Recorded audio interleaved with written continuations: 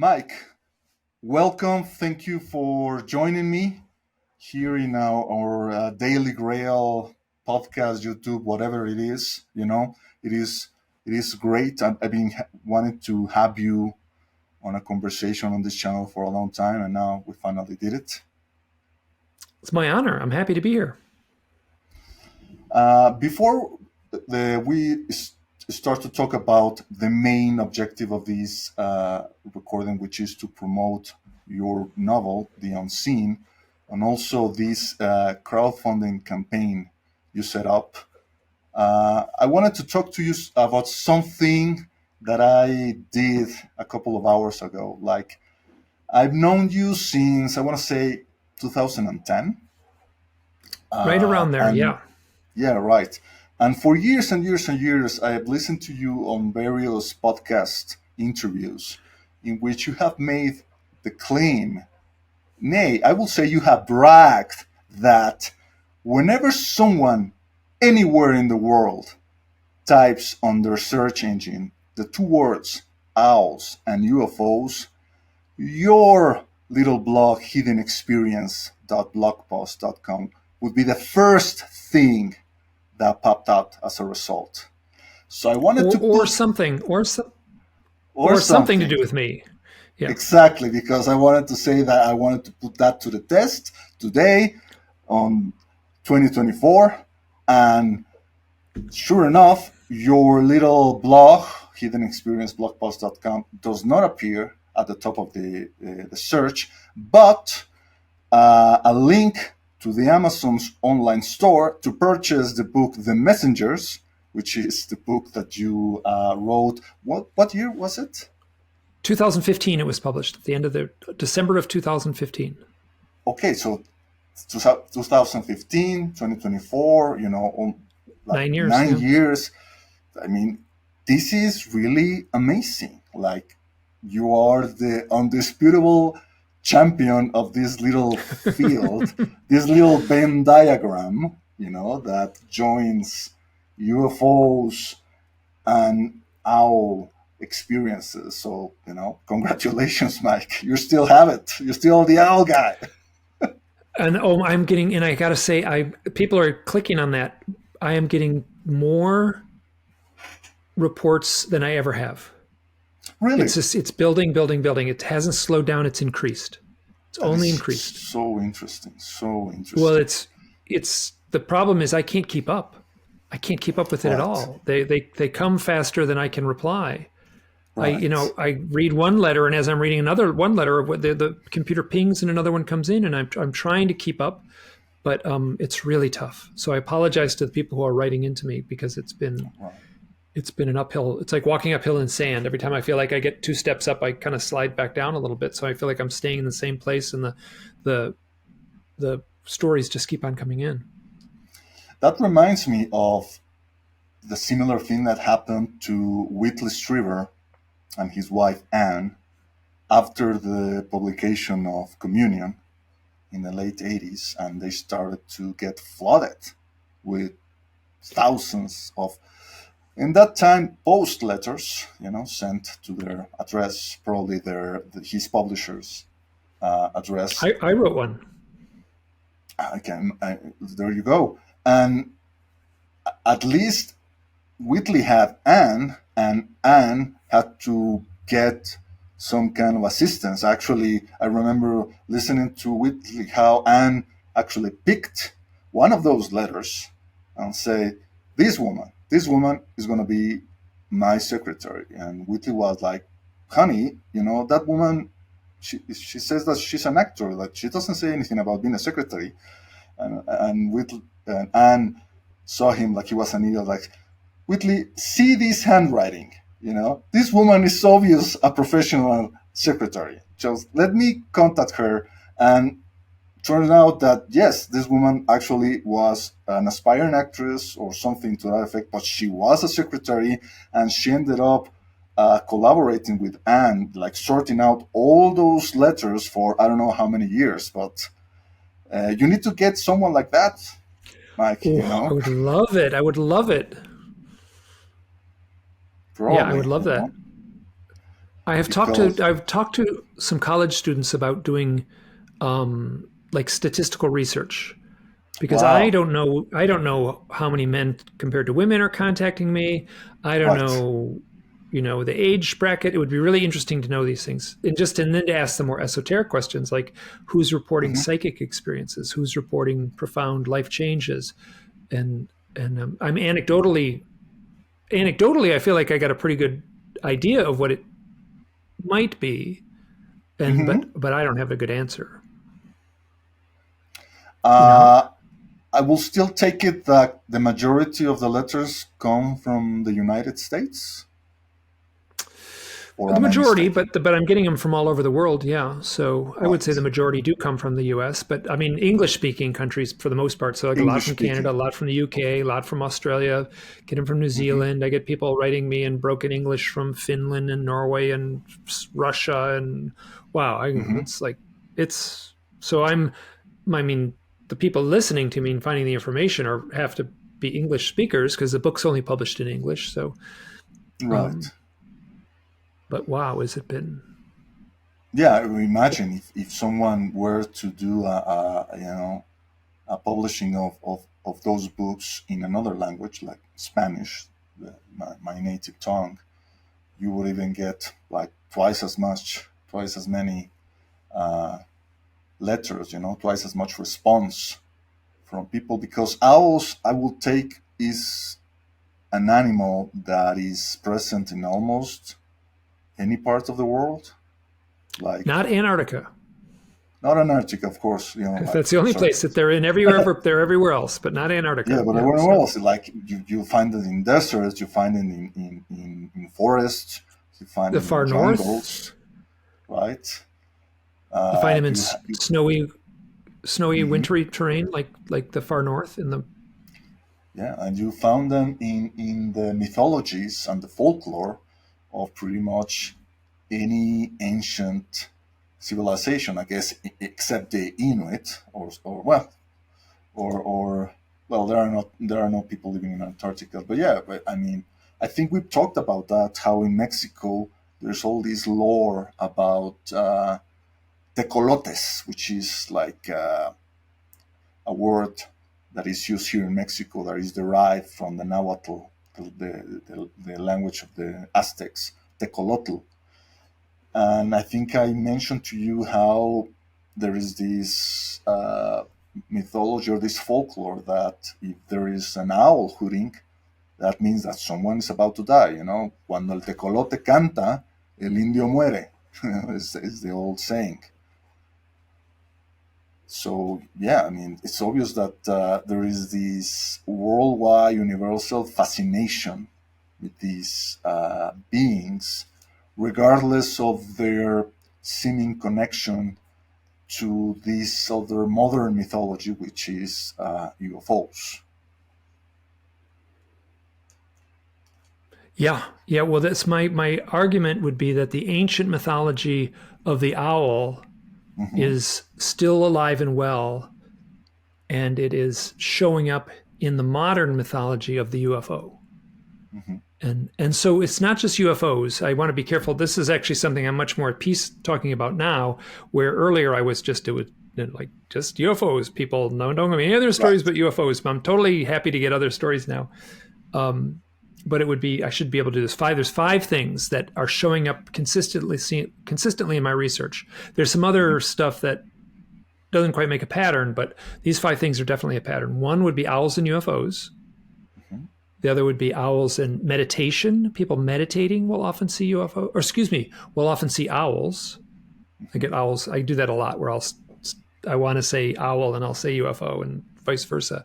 And then shamanic initiation. People, young shamans or apprentice shamans, or someone who's chosen by the village to go through the initiation process will experience owls. This is well understood in the shamanic communities.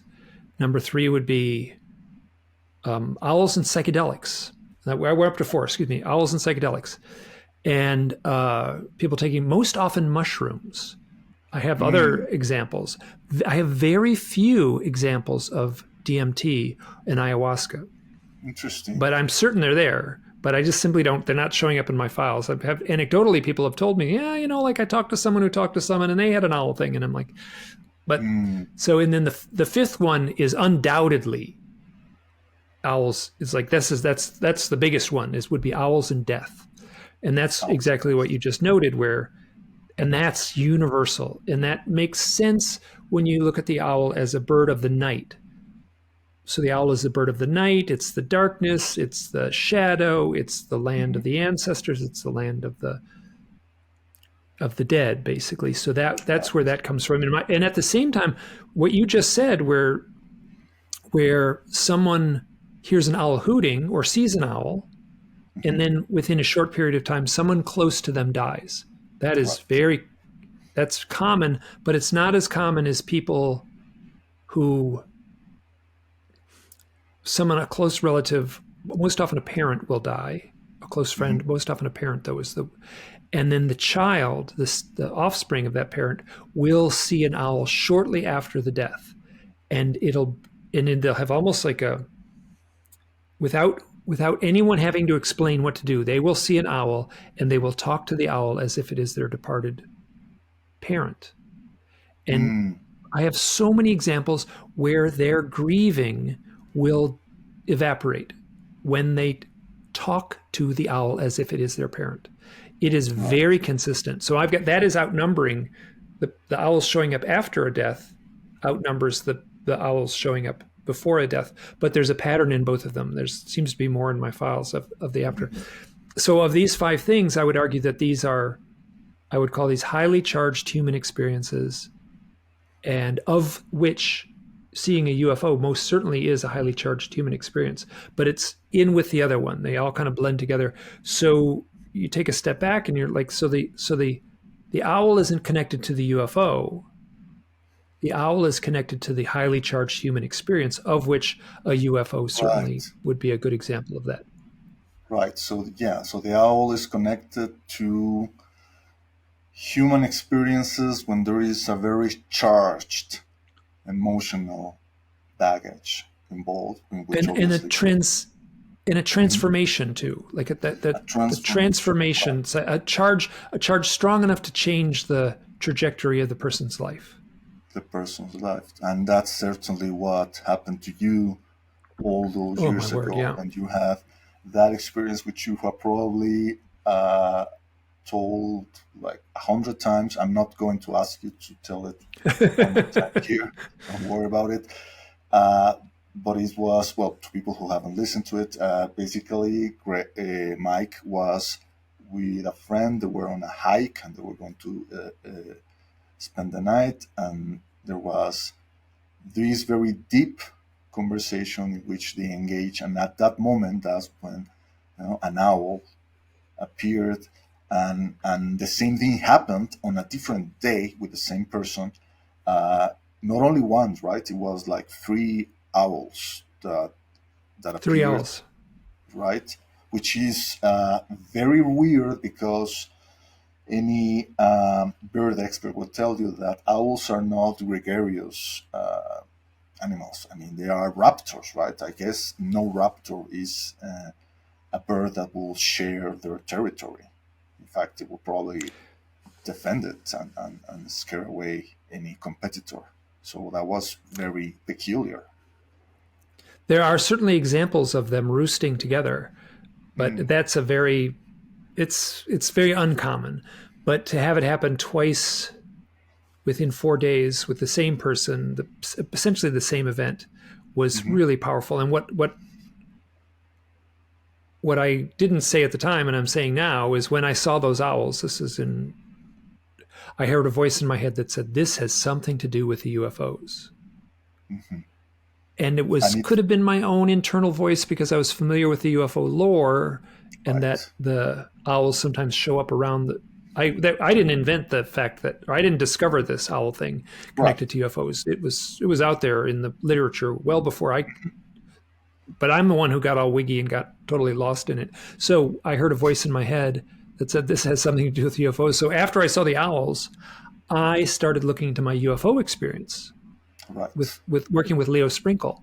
So, and I say quite plainly, the owl was a messenger. Like I heard, like it could have been my voice. This is Hmm. going back 17 years now, or 18 years now, and so so it could have been my voice, but it certainly was clearly a full blown, like instantaneous knowing that this is Hmm. somehow connected to the UFO thing.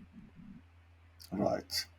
It was an instant knowing. People will say gnosis, perhaps, if you had some kind of like professional or intellectual Yeah. proclivity. And after that, you shortly after that you began your blog, Hidden Yep. Experience, which I'm still fascinated by how quickly people like me managed to find it. Right, like it was like so organic, like something like a thing from a thing from a thing. Like I found it through Greg Bishop's writing Mysterioso, and Greg found it through McTony's, and so on and Hmm. so forth. And it was like the internet version of like her, well, like a rumor, and that spread like wildfire. And you had shortly after, I don't know, dozens of visitors checking your Hmm. posts on I don't know if a weekly basis. You probably were posting weekly back in those days, on the early days, right? If you go through, like, I don't post hardly at all anymore. Like Yeah. my energies are all going into writing the books and stuff like that. If something comes along, I'm posting stuff. I want to be Hmm. able to put it out there, have a date on it, and then so like if I have an experience, which sometimes happens, I'll put it on there. I'll make sure to put it on there. But I'm not. But I was on fire for a bunch of years, for those Hmm. years. So what happened was, and that turned into a big fat book. Here, I'm just gonna go. I got it. Hmm. That with your name on the cover. Your name is right on the cover of this book. Um, Oh, this is nice. The books that have the matte finish look beautiful. Yeah, Sometimes they're too those are the shiny to ones that hold are. up to the camera. Um, Mhm. so that book was mostly a collection of blog posts where I was. This sounds so crazy. This sounds so crazy. I was in real time processing my doubts, my anxieties, my fears, my trepidations, my uncertainty about what seemed to be the message of those owls. Like this has something to do with UFOs, where I was in a public forum, Hmm. real time processing. I was basically asking the question publicly, am I a UFO abductee? And that Right. was started in 2009. Actually, the blog first started as only as a I was just going to write about synchronicities, which I seem to have a lot of. And they're nice little Hmm. blog posts. They got a nice punchline. They can be short. Hmm. It very quickly, and much to my, like, I did not want to go down this road. It turned into uh, a UFO focused blog. That's not how it started, but it was like a week into it. It like I was just slammed with so many synchronicities, all pointing to the UFO issue, and I followed that, and whew, it it and it culminated in what I would call my confirmation event in 2013.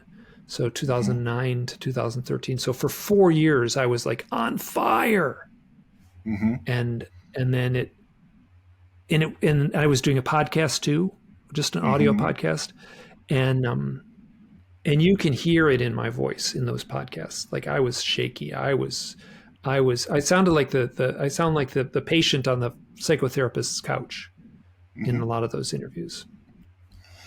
Yeah, and you also made recordings by yourself. I don't know, like alone in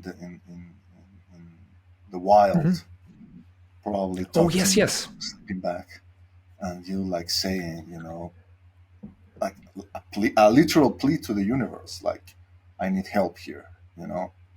I'm in I a desperate situation, and whatever it is you need to show me, I'm ready for it.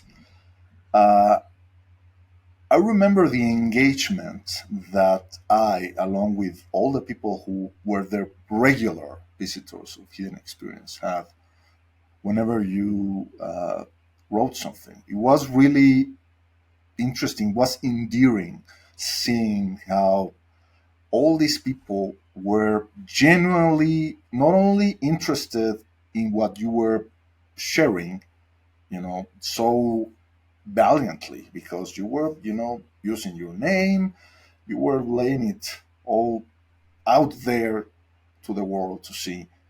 And people, I think, responded in the nicest way possible, like acknowledging that you were being 100% honest, acknowledging that you were not sure what was happening here in your life, like you put the question up open. I don't know if I have had these UFO experiences, although all this evidence seems to point in that direction. But you left the question open, and you left, I think that honesty is what people were driven to, and trying to, yeah, sometimes we felt like we were doing some kind of like group session, like let's try to help Mike here, let's try to offer our 2 cents of what's going on. And obviously you also connected to people who were going through similar experiences, and were also sharing those experiences in their own separate blogs, like Lucretia Hart, for example. Lucretia Hart is downstairs. We live together. We share a house together. Okay. I don't know if you knew that. So talk about I met her through my blog. No, I did not know that. That's interesting. We're not an item. So for roommates, there's another roommate here. So it's a great big house in the Pacific Northwest near Seattle, in a beautiful part of the world. And so, but yeah, she's right downstairs. Lucretia. It's almost like a sitcom, like 5 UFO experiencers sharing the same household. Well, only 2 that we know of. So there's 3 people in the house. Maybe 3 people more. It will be like Friends. Yeah. That's interesting. Oh, I thought you knew that. Okay, that's funny. Yeah. No, I actually didn't. But yeah, I mean, I'm thinking about how your blog, well, obviously arrived it couldn't arrive at a better time, right? Because it was the time when blogs were the big thing, before podcasts, definitely before social media, before all these internet wars, cultural wars, we will say, between people who, don't share the same opinions. And now it's become so toxic, like trying to share something like you went through, doing that on something like Twitter or Facebook will probably have a totally different reaction from people. There's a quality to blogs that I've always appreciated, that is obviously it is general, it is universal, but at the same time it has a level of intimacy, of really feeling like you are connecting to the right people who should be reading that information. So, I mean, that's interesting how, now technology made Hidden Experience possible, but at the same time now technology has moved in a totally different direction. So now I guess if there was a Mike Clelland or another Mike Clelland living in another part of the world going through the same things as you were, well, they were definitely not following your footsteps. Like they wouldn't. I don't even know if blog post still exists. I mean, as they probably still exist for the people who use it, but I don't think that Google still like promotes it or asks people to create their blogs. Yeah, it's and in the format of, I guess people podcasting could podcast about their own experiences, and Lucretia Hart is still doing her blog. She puts stuff out all the time. Live journal. Yeah. Yes. And so so people are still doing it, but the I mean the attention span of the internet, it's the phone. I think it's most people are looking at information on their phones. Right. In a way where if you turn the clock back to 2009, people would have to sit down at their computer and have a keyboard in front of them, sit in a chair, look at the computer. Now people are just like standing in line at the bank, scrolling, looking at TikTok. Yeah. Yeah. So. Yeah, it's, I don't know what to tell you. Like 20 years ago, 15 years ago, if someone had asked me, I would have said that the internet was the greatest invention humanity had ever come up with. Right along with the printing press, the wheel, fire, the bow and arrow. Mm-hmm. Like we were living in this wonderful world of instant connectivity, all the information in the world right at your fingerprints. It was so fantastic and so liberating. But now, now I'm more pessimistic about the prospect of how the internet is changing. It's changing our brains. It's changing our attention span. It's changing our culture. There's definitely changing our economics. Like, well, hello, who would have thought that all these tech bros would have become the most powerful men in the history of the planet? And it's definitely also changing our politics. Like, politicians now know that winning debates on TV is not important. The important thing is winning the attention span of people on Twitter or X or on Facebook. That's the thing that gets you to win the election, not actual politics per se, but it's how popular you are, how many likes, how viral your content becomes, and it's worrisome. It's very worrisome, and it's interesting because I'll just like as far as how do you promote a book now that it's 2024. Mm-hmm. I mean, it's not easy. So, and I don't think it's easy for like a big publication. I mean, I'm one person, trying to promote my self-published books, but I don't think it's any easier for a big corporation. No, they don't. Yeah, they don't even bother. I remember I have a friend who, I want to say 10, 12 years ago, he wrote a book that became a New York Times bestseller, right? And he published with one of those big publishing companies, one of the big ones. And he was like, okay, so what are you going to do to promote the book? And he said, well, we're going to let you go on the interview circuit, go on TV, go on radio, go on all these interviews to promote the book. It's like, why are you not promoting the book for me? He said, no, we need to first lay and see if the book is going to sell well.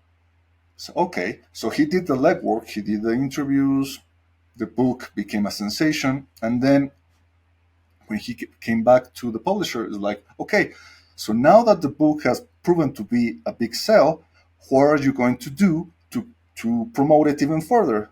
And they said to him, well, now we don't have to do anything because the book sells by itself. Yeah. So they never did anything that a publisher company supposedly does for the benefit of the author in order to sell the books. The writer has now become his own PR campaign manager, his own promoter, and obviously also the writer, the editor. You have to do all these things, and those guys are only doing like printing the book and sending it and taking your, 20-25% of the royalties. Well, big publisher takes more than 25%. Yeah. Oh, yeah. So yeah, I can understand the struggle. We have all these common friends who have written books by themselves. Joshua Cutchin, uh, and all of those guys. But the question is then, why bother in having this need to tell this story in this traditional format? What compelled you to say, well, this needs to be a book regardless of how difficult it will be to send it out there? Well, yeah. So I had written a couple books before, and they were very tiny, little thin books with cartoons in them, and they were ski instructional and backpacking instructional type things. And I'd also worked with a lot of authors and done, like, if you look up my name on Amazon, there's like 40 things, but like some of those books I did 2 or 3 illustrations. And so it's kind of misleading that it's not like I poured my heart into 40 books, but I definitely poured my heart into 10 or so. But I wrote an essay about the UFO and owl thing. And I was like, I'm going to write a magazine length essay, right? Like just like something, a magazine article length. Right. And I'm like, I'm going to get it out of my system and it'll be done. Like I can just move on. Enough of this owl stuff. That was 2000 and whatever that was now. So 2013, that was 2013. And it came out on July 4th, 2013. And that's 11 years ago. And and then after I wrote it, it was Nick Redfern read the essay and he got back to me and said, this has to be a book. And I kind of realized, like, once I put the essay out, the essay is still on the blog. It's about 32 pages long. And so I multiplied the essay by 10 and then wrote a 300-page book about owls and UFOs. Actually, did I do that wrong? It's 400 pages. It's closer to 400 pages. And of course, Nick Redfern is probably one of the most prolific authors. Yeah, in the field, right? I'm the slowest writer and he's the fastest writer. Yeah. Well, I still suspect he has an army of typesetting monkeys on his basement. That's the only explanation, that he can write like a full-length book in 2 months. Either that, or he's the most disciplined man in the Northern Hemisphere. But yeah. I think he's shockingly disciplined. Yeah. Yes, I don't want to think that, blog because then I'll run out of excuses myself, Mike. Yeah. For not being that disciplined. But yeah, I know. Yeah, you're right. Yeah. But I remember that back in the old blog, you showed these little images that were going to be like the first evolution of this book, The Unseen, which was supposedly going to be a graphic novel at the beginning, right? I think you showed like probably 2 or 3 images, probably 2. I think I've got about 4 and 5 total, but so there's not, I did I have some sketches that I did. They're just pencil sketches, and those are in a file somewhere in storage right now. But the images that I cleaned up, I wanted to create the images as fully fleshed out, what would be the page of a cartoon. And it was a lot of work. And I realized like I did not have it in me to do a full graphic novel. Right. And to do that alone would have been monumental, and I would have made myself crazy. And that, so I put it on a shelf, and then the first owl book came along, and I worked on that. And then the second owl book came along, which is Stories from the Messengers. And then and then actually before I started this one, this was the third in the series, which I called a trilogy. I spent a summer trying to work on that taking the graphic novel. I had a really good outline, pretty tight outline of the book. I kind of had it all fleshed out in my head of what I wanted. And then I sat at the computer and tried to work for a full summer. So that's like 3 months. And I got essentially nowhere. It was so frustrating. And then I put that down, and then I realized the blog was going to be 10 years old. I'm holding the book up, the Hidden Experience book. The blog Hidden Experience was going to be 10 years old in 2019. And I figured that's a decade. That's a good time to write a kind of I could frame those years as a kind of memoir of my awakening, let's say. Right. And then after that came the pandemic. Mm. And that was, the pandemic was pretty much how I got the book. There wasn't much else to do. So I would just cranked. And a lot of that was, it just felt like I was getting nowhere. And then there Right. came a point, like when the boat goes across the ocean and it's like, it's gone too far and it can't turn back. It's like, well, Right. no, now that it's like, I've done so much work on the book, I got to finish it. Okay. And the book took on a life of its own that I never expected. So it like got more complicated as the more I wrote. So. Yeah, like while I was saddened when you announced that the graphic novel was never going to happen, and now of course I can appreciate it, because after I did my little stunt with the tarot cards, which was kind of like a very simple version of a graphic novel, I can appreciate the amount of work it would have taken you to do this kind of book at that kind of level of detail that you wanted to have in these images. But with the book, obviously, for people who haven't read it, how would you, if you were to give like the elevator pitch of what the book is about and why people should read it, what would you say?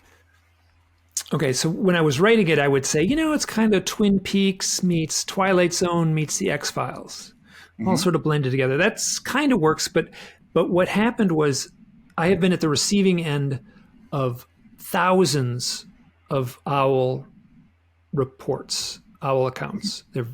And unlike a flying saucer in the sky, let's say, these OWL reports have a very mystical quality to them. And what I typed 1 million times, probably an exaggeration, many times I've typed, people will say, here's my OWL experience.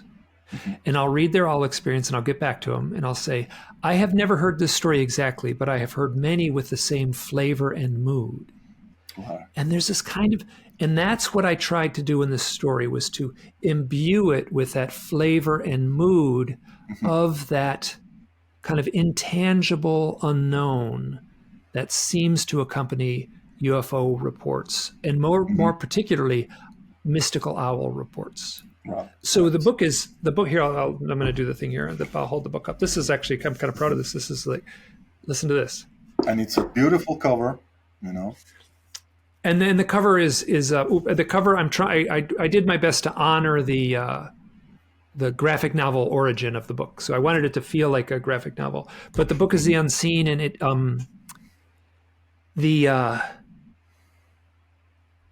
so that there's what I wanted to say was, it's a UFO book where I never use the word UFO, and I never use the word paranormal. I never use the word abduction. I never use the word. It's also a book about like heavy emotions too. So I never say depression. But I kind of there's a creative crisis in the life of the main character that kind of sets the journey off. Right.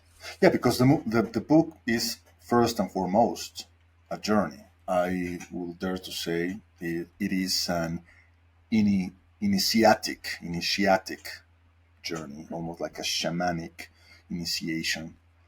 Of sorts, like the character, which obviously has a lot of autobiographical elements, suffers a crisis that sets him on this journey of self-discovery that I think that I really would like for you to try to translate it to Spanish one day, Obviously not. It's not up to me to translate it. It's up to someone who speaks Spanish to translate it. Maybe, yeah. Hint. The thing is that this book would fit perfectly with what in Latin America is called magical realism. Magical realism is the idea of these novels in which magical elements happen, but they are like there's something that is taken from for granted by the characters in the novel. It's like, okay, the character is living through life, and then he sees like a witch flying, and it's not something like, oh my god, it's not something preposterous. It's like, okay, yeah, of course, the witch granted, and he continues on his path, because it's really not that important to focus on the witch. It's just to show that something is going to happen related to his journey. And I felt that heavily with all of the stages of the novel's journey, from the beginning, in which you laid out so perfectly well the struggle that so many of us who undertake creative endeavors for a living go through. Like, there is, it is not, it is something that is more profound than the typical blackout, or that is portrayed in so many movies. Like, the writer that sits in front of the computer with the blank screen and nothing comes out, or sitting in front of the white canvas and I lost my muse. It is beyond that. It is the idea of uh, something you feel so passionate about when you're a child, and if you show some kind of like proficiency on it, you get encouraged by your peers, and you get Mm-hmm. encouraged by your parents and your elders to pursue it further. And if you're stubborn enough, or proficient enough, you do that, and then something happens, right? Like, it becomes, instead of being something that you enjoy, that it becomes something that you almost feel chained by. you know uh, it becomes your day job sometimes. And then, instead of saying, oh, I'm gonna do a painting today, it's like, I gotta paint today, Oh, right? And yeah. it's horrible. This, you feel like it, instead of an artist, you feel like a well, and sometimes like artists are like the ultimate whores. It's something that appears in this movie with Charlton Heston. I don't know if you probably have seen it. Charlton Heston plays the part of Michelangelo. Oh, And he yes, of has course, of he course. has to Yes. pay he has to paint the Sistine Chapel, and he doesn't want to paint the Sistine Chapel, and he wants to run away from it. And then Raphael is like, you need to finish this. This is your life's mission. And it's, no, no, no, because if I do that, I'll be like the Pope's whore. It's like, yeah, you are a whore. All of us are whores, and we need to be whores in order to pursue our passion. Because if we don't do that, we like negate our existence, our very existence, the reason why we're here. And it's so difficult to struggle with that when you are trying to actually do that in the real world. And there is something that I really appreciated in the novel. How you try to capture that struggle, not with the world, because in the novel, a bit of spoilers, the character has attained the level of success that so many artists crave, but he finds himself so dissatisfied by that, he doesn't understand why. And that's why he sets on this journey, like, I need to recapture my spark. Yeah. When I so the Joshua Cutchin read the initial rough draft of the book, or it was a pretty tight draft, the initial working manuscript that is the same one that you read, Mm-hmm. and so the first like quarter of the book, the first 25% of the book, the character is walking alone in the desert. The character's name is Mm-hmm. John. So John is walking alone in the desert. John is 1,000% based on me. John has all his hair, but so he's walking through the desert, and everyone who was reading it they were reading it, and they it's a little tricky to skip forward in a PDF like that. So they were like, "Where's this going?" And I wanted that little kind of like, I wanted to like mess with people. I was like, people were like, where is Yeah. this book going? Yeah. Like, does he ever get anywhere? Is he ever going to get anywhere? And Is he so gonna Joshua die said, alone in the desert? Yeah. so Joshua said, you got to tell the people he gets somewhere. So on the Amazon page, and actually on the back of the book, on the little blurb on the back of the book, or the little description on the back of the book, it says he gets to a lonely town. He arrives at a town. So the town then becomes a set piece, and at about 25% of the way through, a quarter of the way through the book, he arrives at a town. Mm-hmm. So, but I would ask people. That was one of the questions I asked when people were reading the book initially. I would say, because I was nervous about it. I took a lot out. Like that first part was longer, and I really whittled it down and whittled it down. And I asked one woman, her name is Althea. She's wonderful. She's really smart, and she's tapped into this stuff in a way that, I mean, she's had her own experiences. She's a psychic abilities, and anyway, so I asked her. She read it, and I was like, "Was the part in the desert? Was that too long? Did it take too? I mean, And she said, she didn't answer my question, but she said it was a ritual as old as time, about the time walking in the desert, and I was just like, she got it. She got it. Like that's what I wanted to write. It was very interesting because you say I want to make this mystical walkabout where he has his own inner dialogue, and we hear his voice, and then at the same time, like stuff's got to happen out there, so little things happen and such. But I would get so lost in the writing, and I would write the little moment, and then I would forget about the sort of multi-layered story I was trying to tell, and I would just give myself over to that moment. Oh, he's like, he rests and fills his water bottle. Right. Like, okay, I'm just going to write that. Those moments in which he manages to find water, is something that you as a reader, get, like you forget how precious those things really are in those situations. Like, it's like you said, as a walkabout, the thing about those trials is that you go to shed out all your superficial things, and you go to the bare minimum. And what is it about survival? You need to breathe, you need to drink water, you need to sleep occasionally, you need to find food, and that obviously focus your attention to these, obviously to an altered state of consciousness, or a consciousness that probably was the normal way of thinking of our ancestors. That's the way they got out of Africa and eventually spread out all over the world, instead of, thinking about stupid stuff. And there was something else I wanted to say, but I just lost my train of thought. But also, the way that you managed to paint the landscape, obviously some places that you have visited many times in real life. I haven't, and as someone who has only experienced it in deserts, the only time that I was in a desert was in Arizona in 2015, and just like driving, right, on my way to the UFO conference that they have there.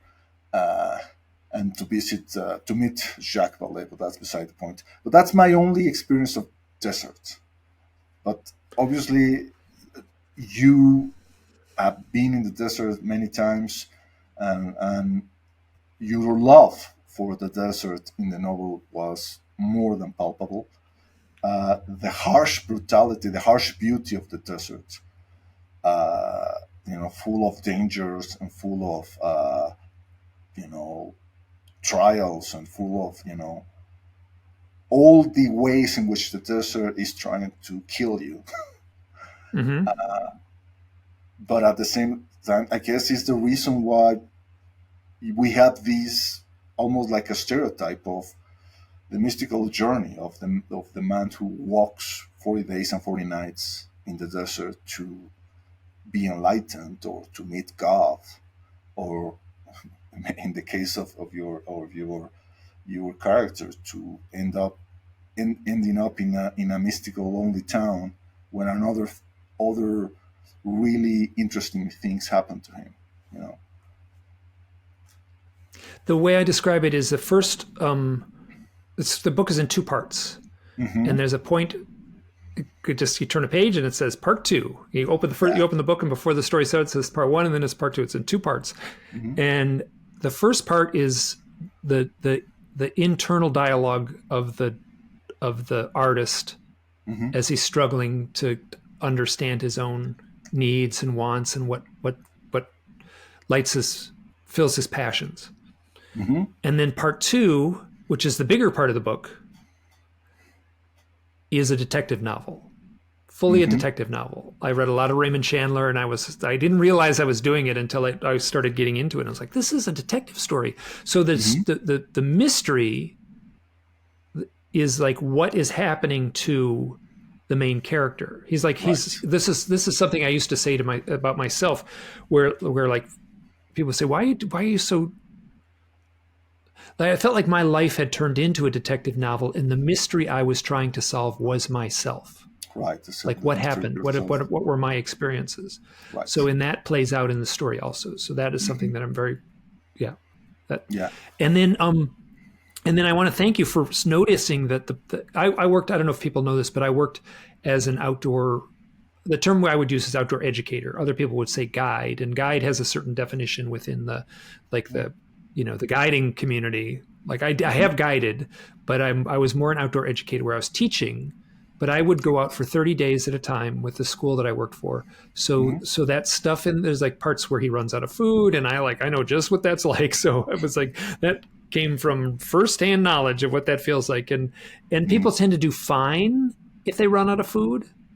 Like, you got to go a long way before, like, but what happens is you get really cranky, you get really grumpy, and you sleep terribly. And so there's these things that I tried to put in the story. But at the same time, I wanted the character, like, he runs out of food. He's miserable. He's walking slow. He's challenged by it. But at the same time, he's like, he'll come over a hill, and I wanted him to describe the beauty. And like, oh, the landscape, this perfect landscape. So even in his darkest moments, he was able to tap into that beauty. Right. And before we go into the second part, which is the like you say, the detective novel part of figuring out this mystery that has accompanied the character like forever, I wanted to also acknowledge how much I appreciated the idea in the first part of the character having a teacher, in the sense of this this Indian guy. I don't remember right now the name of the character. Donnie, exactly. And Donnie obviously is a little. Oh, it's obvious. Here, it's taken from Don Juan, who people will say he's also a character. Apparently, it's Don Juan Matus, who was the teacher of this guy Carlos Castañeda, who wrote all these very influential books in the 1960s. The Teachings of Don Juan, Journey to Ixtlan, Separate Reality, Tales of Power. The idea of someone who is in a path of spiritual discovery, needing a guide or a teacher, to lay out the direction, like, okay, go that way, straight ahead, don't deviate, and don't worry, I'll be right there behind you. You will not notice me, but I'll always be right there behind you, like whispering in your ear when you most need it. And that's something that really, really liked, because one of the reasons that I chose the moniker Red Pill Junkies, because I was so passionate about the books of Castañeda, and those books ended up influencing The Matrix. Unfortunately, they're not that well known nowadays. I think that if you say Carlos Castañeda in a 4chan community, half the people will say, huh? And he was a big name, in the 60s, bigger than Tom Leary, bigger than Alan Watts, bigger than all those guys. and he now kind of like disappeared, and it's kind of like a shame, because regardless of whether he was a total huckster or maybe actually a guy with a genuine uh, paranormal experiences that happened to him, his philosophy is still something that is valuable. I feel the idea of living like a warrior, and more importantly, this is something that we have talked about on other occasions, the idea of following a path with heart, of Mm-hmm. knowing when you are in a path with heart and trying to be true to that path and trying to follow it as well as you can. That is the thing that I still value in Castañeda's teaching, and I feel that you managed to capture that in the novel, which I really, really loved. Oh, thank you. You know, there was that. Thank you, because I really tried to be. I didn't want to hit anyone over the head with a hammer, Hmm. but at the same time, um, I wanted to let the story tell everything, as opposed to the narrator explain everything. I wanted the narrator to be adrift in the story, Hmm. and within the story came the lessons. There were parts where, and I had to cheat a little bit, because a lot of things happen, and many of those things in the opening. Here, I'm going to read one little thing. In the opening of the book, I give a Please. little a little. Oops, where did we go here? Here we go. The author's note. I'm going to move the light over here. So, and this is basically saying that much of the book is based on the files I've got. Author's note: this book is dedicated to everyone who has reached out to me with their stories. It would be impossible to truly express the depth of my gratitude. So much of what has been shared with me has made it into the pages of this book.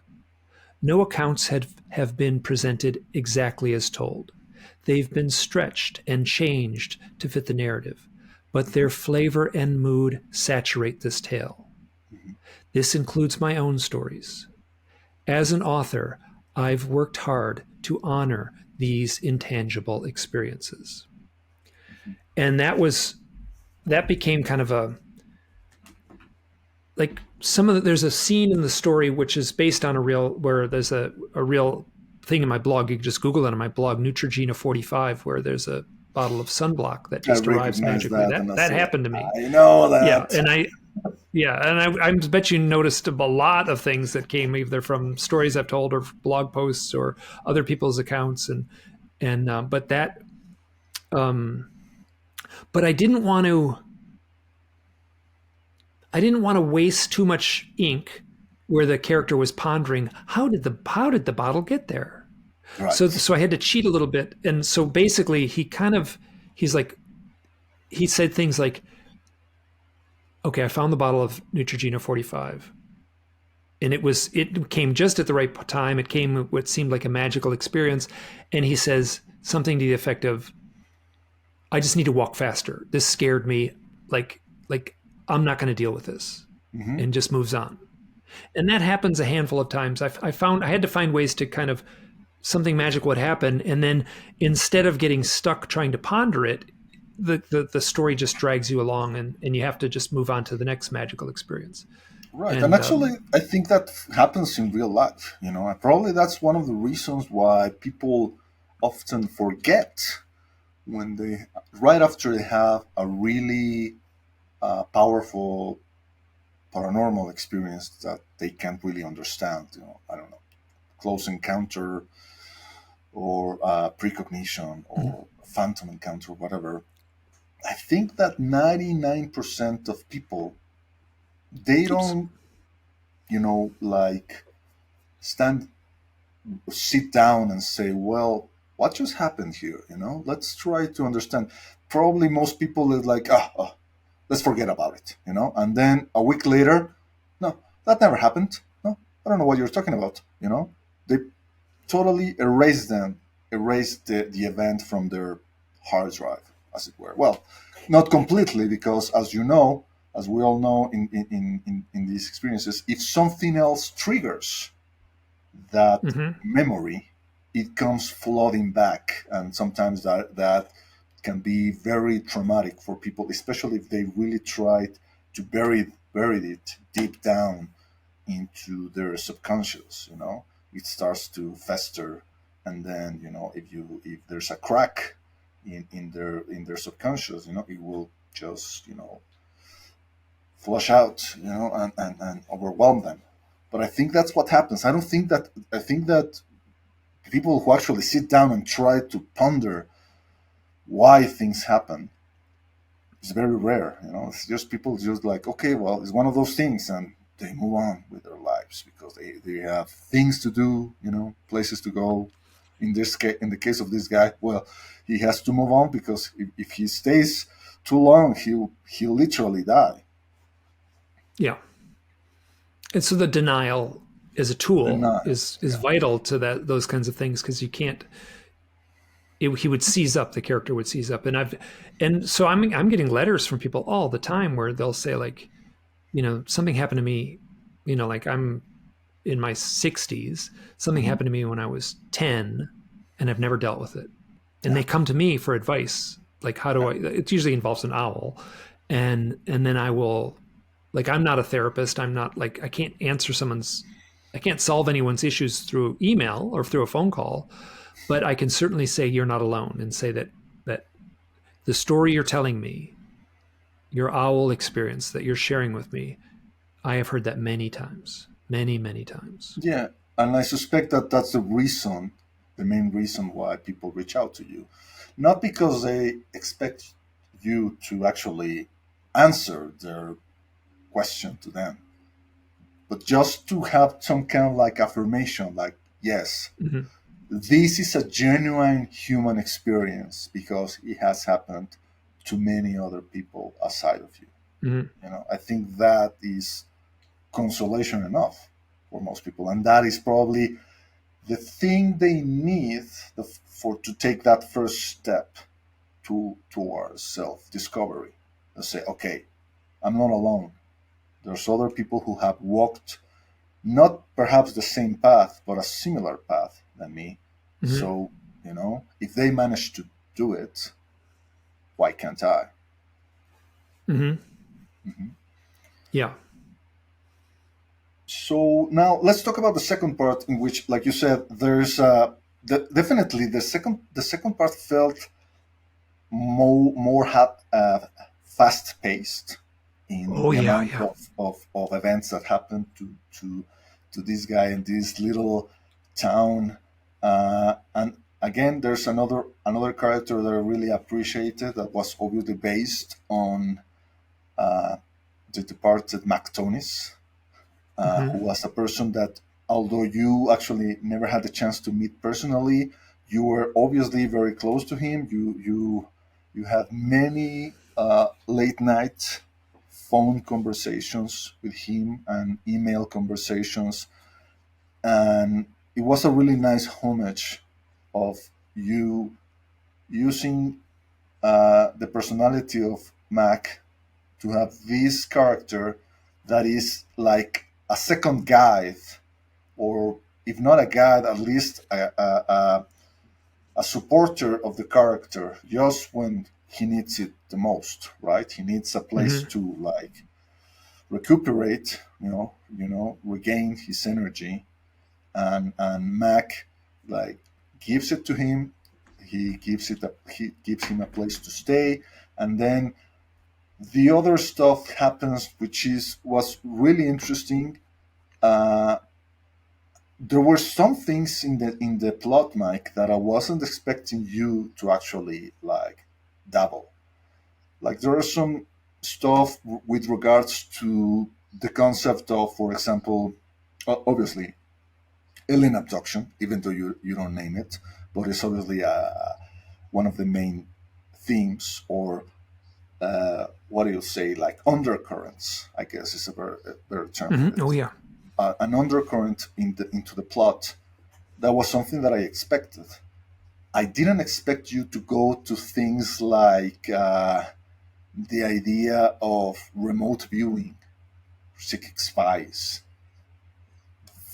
the involvement of the government in trying to understand these, whatever it is, whether it is like aliens from another, I don't know, dimension or time place, or from the realm of the dead, or another planet, which will be the most boring explanation ever.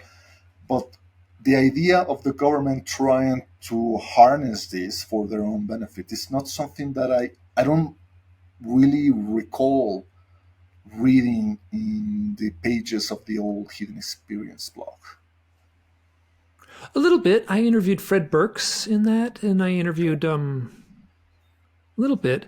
What I so it's not the government. The team, that's all they're ever called, is the team. And the team was a non-governmental agency. And there's a conversation he has with the head of the spies. You know, when I was writing the story, I didn't have a name for the character. I just called him the James Bond villain, the guy who ran the team. I would call him the James Bond villain.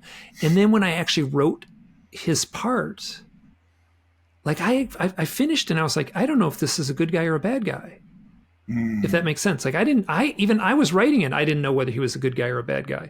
Right. And I didn't, so like if I didn't know, the audience certainly isn't going to know either. So that was really, in a way, rewarding for me, because the whole story, I wanted the whole story to have like an open end where it was difficult to pin down. And but I know people who have had UFO contact who have done remote viewing, and I definitely talked to Jim Mars when I was doing the blog and stuff like that, or the podcast. So that's in there, the remote viewing stuff. I wrote about remote viewing in my second book, Stories from the Messengers. So I felt like I had a pretty good working knowledge of the remote viewing thing, and that was, but when you get right down to it, it's just a few sentences in the whole story that is actually about the remote viewing. But the character that was doing the remote viewing becomes very important. And and the idea. There's a romance in the story too. I'm going to give I'm not giving anything away. It's right there in the back of the book, but there's a romance in there too. But there is the idea that whether people in the government or people outside of the government, or I don't know, secret society, whatever you want to call it, breakaway civilization, however you want to categorize them, who pay attention to people who have had these otherworldly experiences with the other, that they get touched by it, and that sometimes triggers interesting abilities, like the idea of the capacity to remote view. And there is this concept of like almost like training schools or enrolling programs, totally hush hush, almost like MK Ultra, of trying to enroll this talent, and this is something that I remember, Weightless River writing about. I don't know if you use that as a basis, the idea that he was in some kind of like program when he was a small boy living in Texas, and his family at first consented to that, but then they threw him out of that, and he may or may not have suffered some kind of abuse during that type of training. I don't know if you ever had people who has come up with you with personal stories like that. Many. Okay. It's very common. Okay, that's trolling. So because and I know that this is something that you are very good at making the cut. The philosopher will say in phenomenology, like not really believing or disbelieving people when they come forward with you with their stories, because obviously, let's be honest, there are stories that strain credulity sometimes, and also there are, let's also be honest, there are many hoaxers out there, selling stories of being super soldiers and teleporting to Mars and meeting President Obama there and being instrumental to try to help humanity like beat the evil empire and join the Galactic Federation, and yada yada yada. But one thing I know is that you are very good at trying to like listen to people and just take their story, without putting them in the belief or not belief basket. Just take the story for what it is, and like put it aside. If there is another pattern that that's similar, then okay, let's follow that lead. But the idea of people encountering these training programs is something that is, in light of what the things that are transpiring right now in the modern UFO scene. I don't know how much attention you pay to that. David Grush coming forward. We know the idea, all these ideas of legacy programs trying to recover UFOs intact or not, having biologics, whatever the hell that means, whether it is dead pilots or maybe just a piece of thing that someone found in a field. It seems that those ideas, that narrative, is everything people want to talk about right now, right? Whereas where you come from with the unseen and all these undercurrents is the real deal, but it's something that you'll never hear someone, testifying before Congress. Yes, Your Honor, I saw an owl when I went to see, the hangar where they keep the UFO, Well, it does show up in the book, Skinwalkers at the Pentagon. The Right. owl thing shows up where they talk about the what they refer to as the hitchhikers. The phenomena will follow the person home. So, it's getting dark. I don't know if you can see. It's the lighting has changed in the room here. It's a little spookier at my end. So,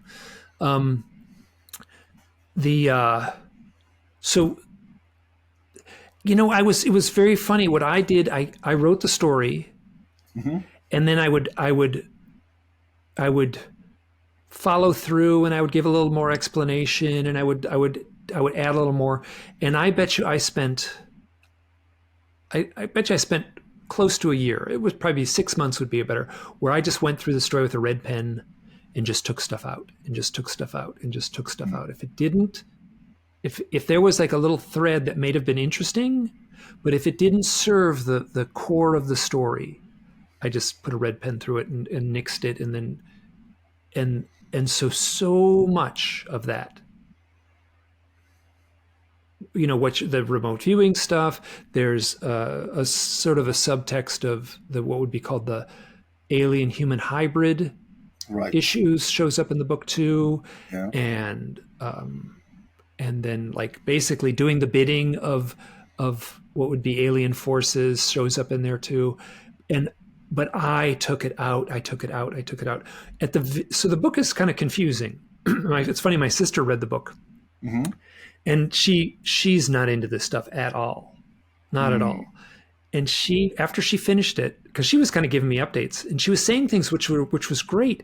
She was saying like, "Oh, we went out to dinner." Her husband we went out to dinner the other night, and I was really eager to get home because I wanted to find out what was going to happen next in the story. That's nice. And I was like, great, that's perfect. That's exactly what I wanted. I wanted the characters to be very, like I wanted the characters to be very likable, even the villains, or what might be the villains, I wanted to be very likable.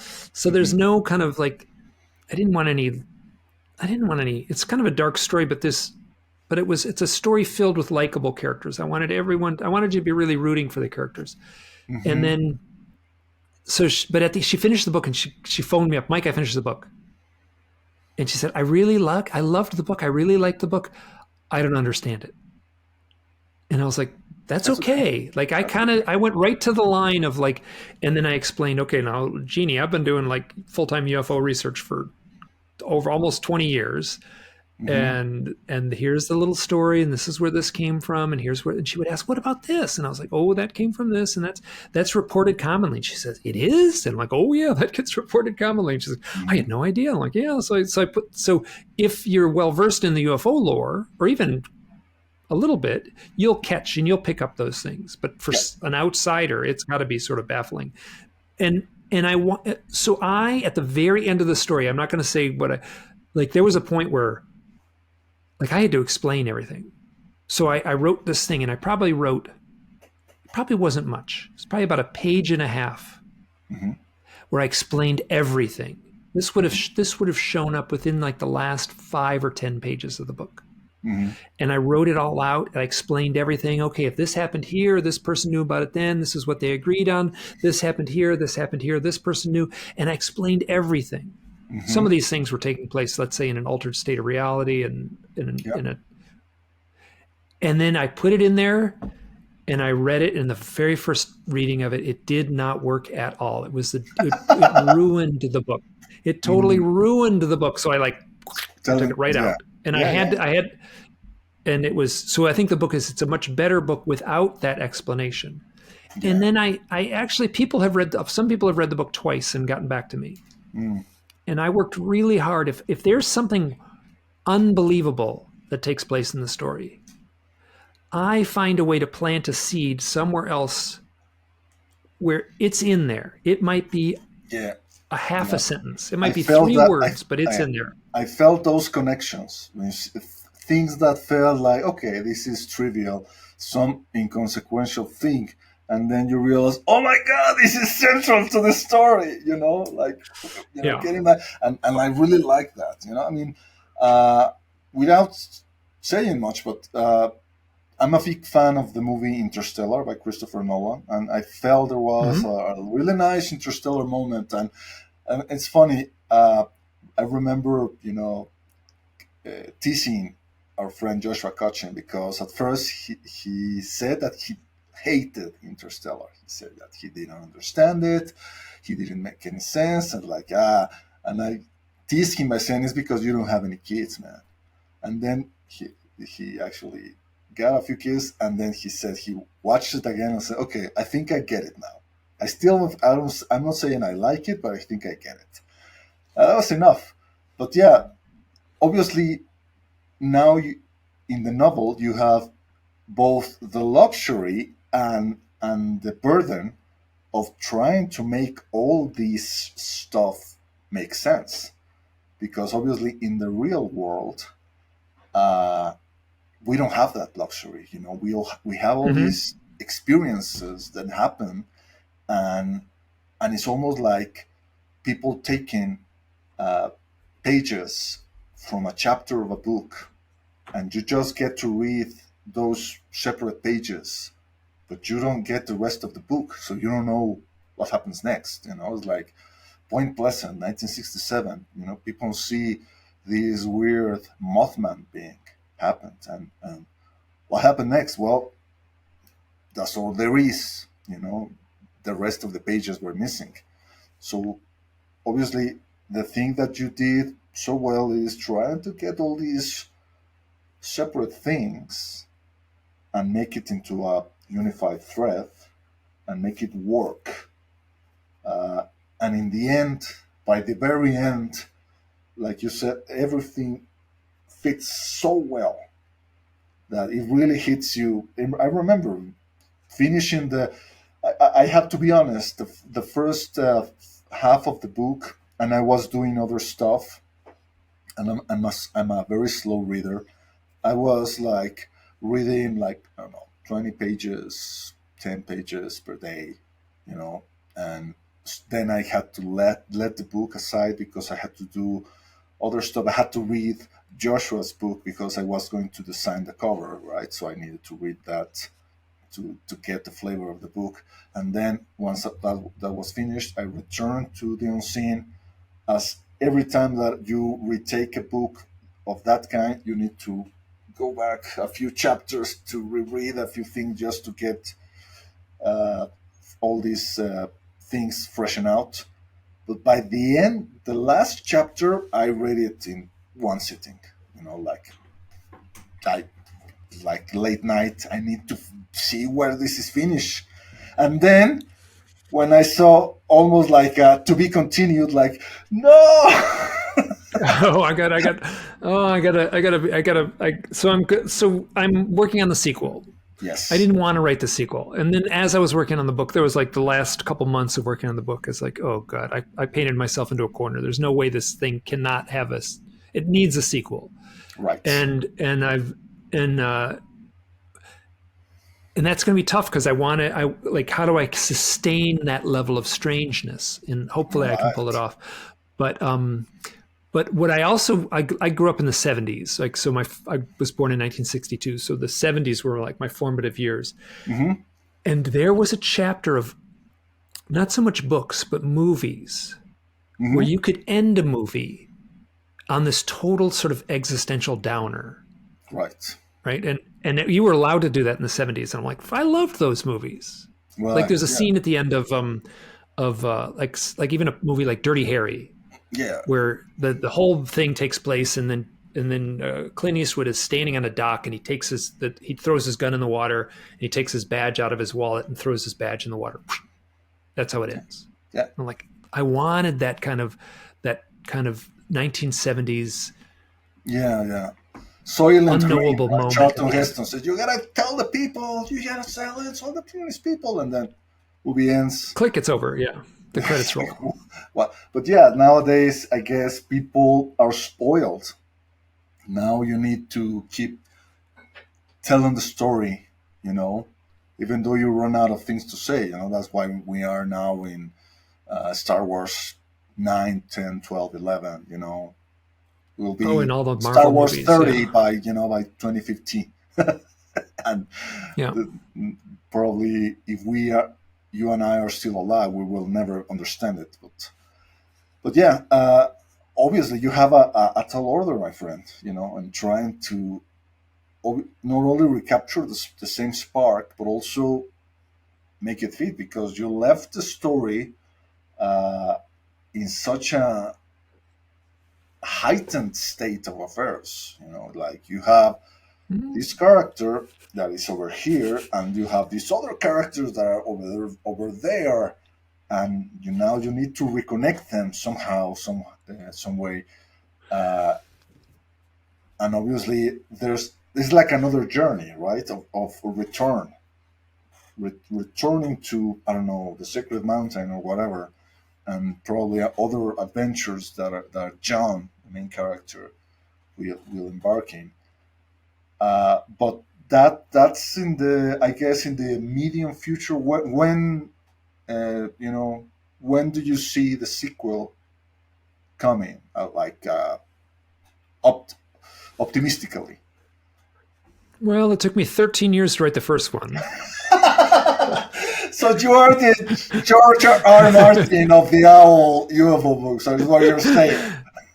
Yeah, I got, what I'm my here's my plan, my action plan. Mm-hmm. I'm going to do a good outline. Like, I kind of went into this. I said I had a clean outline and a clean treatment. What happened when I started writing, which I didn't expect to happen, Mm-hmm. was like, oh my God, this story grows. Oh, this character over here, there's a character, Betty, Yes. in the story. Yes. Do you know what ASMR tingles are? Yes. There's a Yes. thing where yes, there's like young women that just talk very quietly and they whisper, and then there's like a million videos of this, and I can get the tingles. I can get those tingles. I wrote the dialogue. So I'm not going to give anything away. John shows up in the town, and he kind of says, there's a story to this town. Yeah. What is the story to this town? So I see. And then he says, and then he goes to the secondhand store, and then Betty is like the caretaker of the story. He kind of says, what's going on with this town? And she's kind of sassy, and she says, listen, honey, here's the story of this town, and she tells it. Mm-hmm. And I'm getting it right now. Like, she tells the story of the town. And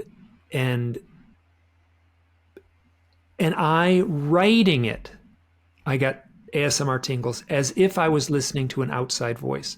Right. And that character Betty turned out to be a more important character than I ever imagined. Right. So I these like things were this. happening I in, like this. So yeah. you're going to tell those stories.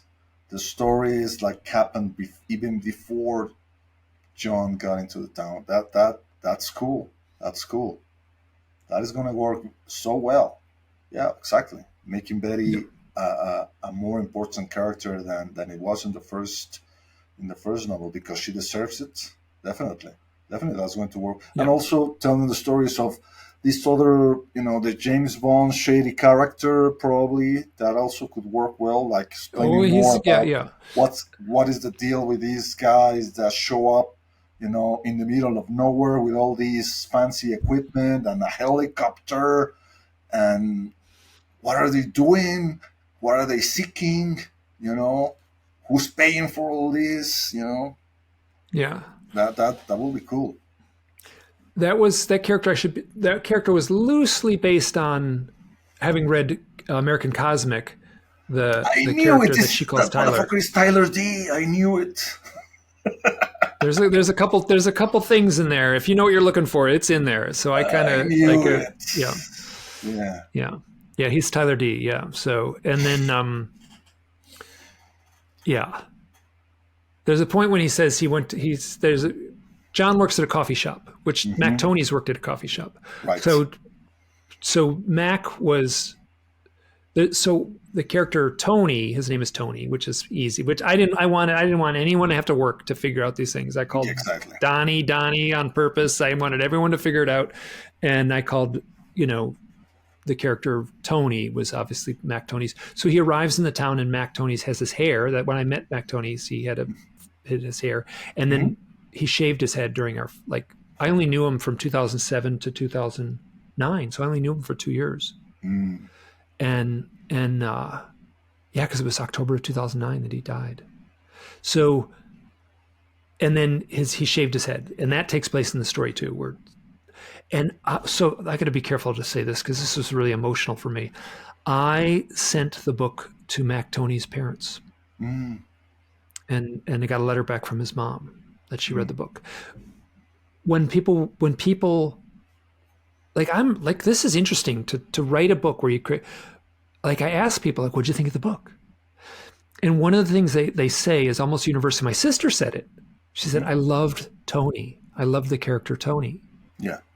And I said, I did that on purpose. I wanted him to be really likable. So, I'm not sure where I was going with this, but yeah. So I was tapping into my, which I guess any writer would do, right? You write what you know, and so, but I was really tapping into the characters in this little world of researchers and such. So yeah, like Tyler D. And that was what I was going to say. There's a point where in the story American Cosmic,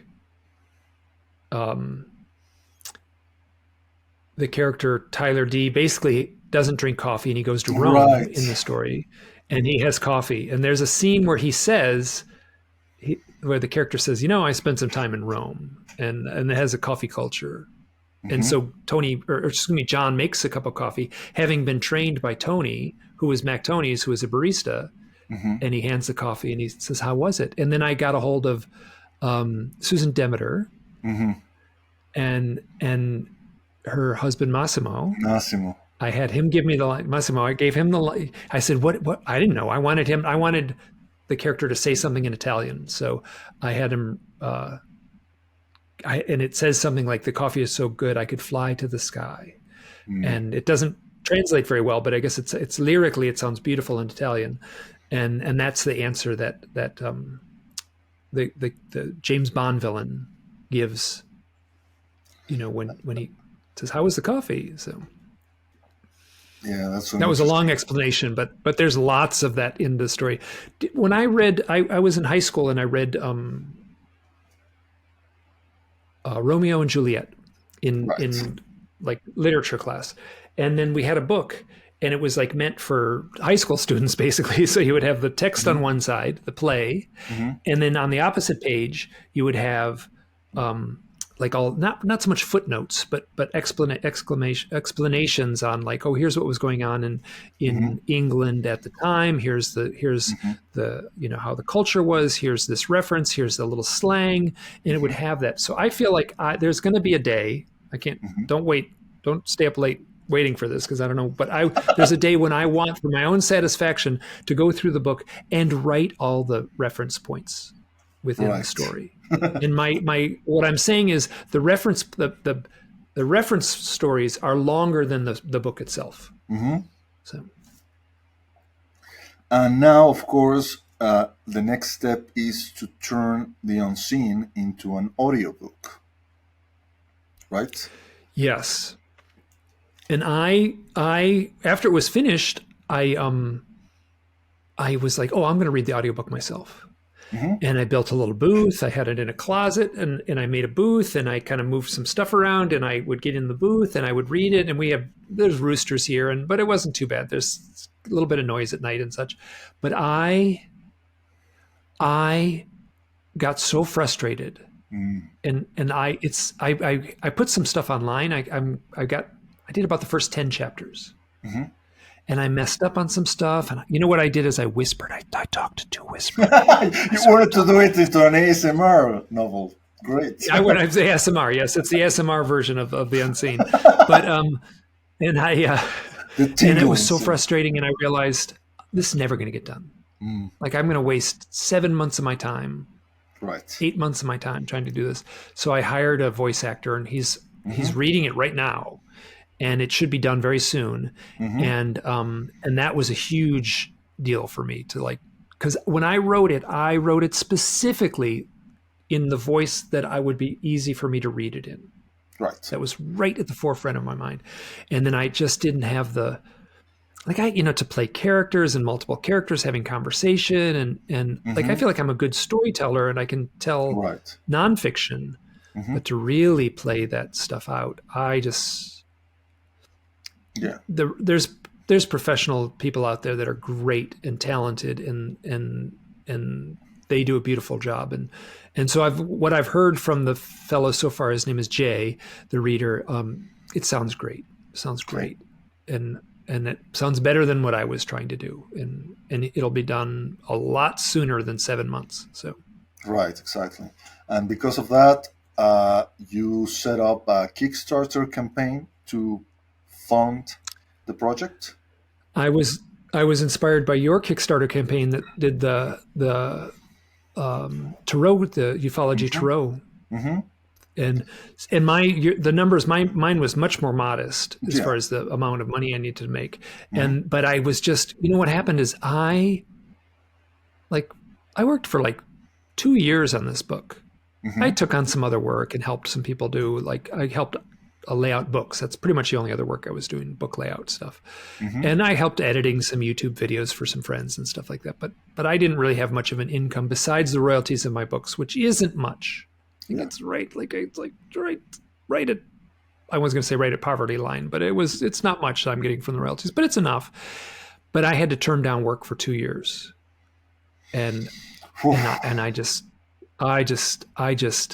and a friend of mine asked me, like, how was that? Like I didn't have any money. Every month it was like a crazy scramble to pay the rent. But it felt like the story itself is this person who turns his back on the material world, let's say. To a degree. And I was living that story as the author, as the main character. I was in the head of that main character. Right. And his thing was like, I'm going to give myself over to creativity. Right. In a way. Like that's the goal, is to give yourself over fully to the creative process. And so I was doing that. I was writing that. And it was so like I could have been finished earlier and it would have been a lesser book. Right. I could have cranked it out. And then it would have been a lesser book. But I said, no, it's not done yet. No, it's not done yet. No, it's not done yet. And I worked and worked and worked. And that process went on for I love that. a long time. You, like your character, like you plunged into the project with total uncertainty of the outcome. Like there is a literal moment in the story in which the character needs to get into this hole in order to survive, because there's no way he can make it without water anymore. And there are really moments of tension in which you don't know what's going to happen. Well, obviously you will say, well, there are like 300 more pages left. Oh yeah, I'm gonna bet he does make it, but nevertheless, a good testament of the writing is that even you forget about that, and you keep reading, and there's this moment of darkness, literal darkness and cold, in which the character is tested. Obviously, like I said, it's initiatic trial that he went into, and what you're saying is that you went into this project of saying, well, let's see what happens, right? I mean, I'm not taking any jobs. I'm going to fully commit to this stuff because it needs to, because you needed to do the book that you needed to write. And there's another aspect of the creativity process, right? That the true creative hates shortcuts. All these people saying, well, you could use AI prompts to make it. Right? No. So many people have told me, like, why don't you just have AI read the book for you? And I was like, oh my God, are you joking? Are you like trying to like make my blood boil? Yeah. So. Exactly. And now it's going to come after them and pluck their eyes out for suggesting that. In their dreams, I'm kidding. Okay, so how's the campaign going? I think you it's going pretty well. Yeah, 33% of the campaign has been already funded. Yep, and I'm at 33% of the way through. So Okay. I've talked to people, and some people say, what happens is you get a big boost near the end of the campaign. Exactly. So yeah. knock wood on that, and if I have to, so I feel like I feel strongly that the campaign's going to succeed. Like I feel like I could put some of my own money in at the very end. Right. Kickstarter is a funny thing, right? So if it doesn't, if you don't match the line, but it's the number I'm looking for is $4,500, which is not that much. So it's going to be fine. However it works out. At the same time, it's been really heartening to like have like to see the people. It's been really feels great for me. A lot of people are giving $20, and that's great. And I'm offering audiobooks and signed books and things like that. So you're going to get something back if you donate. And no one's donated huge so far. A few people have donated $200, but only a couple. So and actually they're strangers. I don't even know who they are. So this has been really remarkable. That's the greatest thing. Yeah. Or people who don't even want to be anonymous, right? Don't even want to. Well, that I don't know. Yeah. So exactly. And then, honestly, at the same time, it's tough because it's like I'm just one person, and to try to put the word out, like I have a mailing list of like my email list, and like I don't want to be that guy and send it out twice. Like that's not going to serve. That's not going to like I don't like getting those kind of emails, and I don't want to be the kind of person that sends them. But so it's been a little, yeah. So it's going to succeed. But at the same time, it's like the butterflies are right in there. For the first 10 days, we're 10 days into it. So, right. I think it's 11 days as of today. Yeah. And what happens if you actually, go over your goal? Maybe if I go over, I'm not going to go over much. Okay, you think so? I don't. Anything could happen. Maybe. Let's see what happens. Yeah. So maybe Tyler that will all. Maybe Tyler D will be listening to this, from his jet en route to Rome, to get an espresso with the Pope. Yeah. And he'll listen to this and I'll say, what the hell, 20,000. Well, I don't need 20,000. So, but if if I got $20,000, I would figure out a way to give it back somehow. That's not going to. I guess I'm not going to get 20,000, but if there's a few $100s extra, I'll put it into the book somehow, put it into the promotion and such. So, and then, but it's been, yeah, so it's tough. So if any listeners out there, if you want to find it, I wrote this down. It's, we'll make sure to put all the links and all the kinks in accompanying this video, for people. We will try our best to release this video as soon as possible. Great. Wait within the time that the campaign will be still live, so people will be able to, go right from here and to back it if they wish. But yeah, if there's something else that you wanted to show, if you wanted to search it, if you wanted to search the Kickstarter site, Kickstarter, go to Kickstarter, and then it says a little search bar right at the top, just like, and you just type in Unseen Audiobook, it comes right up. Okay, perfect. And I made a little video. I don't know did you watch the video that I made? I haven't. Sorry. Nobody has. It's really funny. I worked really hard on it. Nobody watches. You can see how many people click on it. Like, nobody's watching this thing. I worked really hard on it. So, right. No, we will try to. Obviously, I'm going to link to this video on our website, Daily Grail, and I will try to, if I can, accompany that video on top of it. To show it. I was going to ask you. Okay, so you're going to have this guy Jay read the whole book board. Is there going to be any parts in which you may actually record something yourself? Like an introduction or something, or maybe even I might do a little. I might do a little thing at the end. Yeah, just a short little thing at the end, maybe 5 minutes tops at the end. And I'm going to put some of my own audio readings online. There's already a few out there. And then I did chapter 10. Chapter 10 turned out really well. Now it's not, I really worked hard on it, but it took me so long. I explained to people who've done audiobooks before, like how long it actually took me to do chapter 10. Chapter 10 sounds great. It's like, it's like 7 pages of the book. It took me 2 weeks to record, read, edit. Like 2 weeks full time. It sounds great, but like, wow, I was going to kill myself if I had to do a 350-page book. It's the problem with the creative process. Like, I feel like I'm a proficient artist if I had unlimited time, right? Because if you have an actual deadline to deliver, which is what happened to the Tarot project, and I say, okay, you have this much time and this much money to complete it. So it's not like, oh, okay, let me like redraw this little thing that didn't come out too well. Like it'll take me a week just to do this little thing. No, you have to be practical, and practicality is something that artists are not very good at, I'm afraid.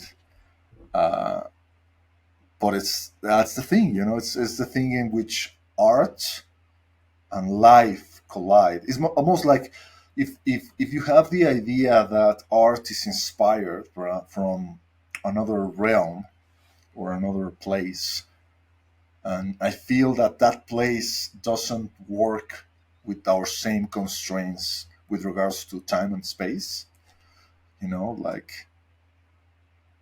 you get downloaded, this information, and it's great, but then here in this world, you have all these constraints, and you have this much HP, in video game terms, and you have to work with that, in order to like beat the boss or pass the level. But I guess that's part of the thing, right? That's part of the journey. Like you have this. It is the limitation sometimes, the thing that elevates the artwork to a level that you wouldn't think it would have been possible, before. That's sometimes when the magic happens. I think that if I hadn't been, when I talked earlier about being in that place where, like money was short and I wasn't taking on any work, like I was really struggling to even believe in the job. Like right. I believe in the book. I was really full, and every creative person understands this, that like your own doubts about, is this worthwhile? Is this real? And I was struggling and struggling, and I had a few friends read it. One of them was Suzanne Chancellor. And so she read a big section of it, and she was just like, this has to be a book. So that was so the few people that read it, and I was like, okay, I got to trust this.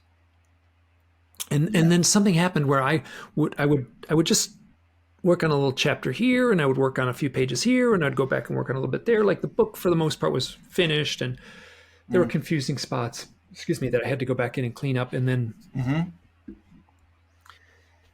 and when I sat down, which I had to do a few times, like I read the book from beginning to end a few times. And I did not expect this.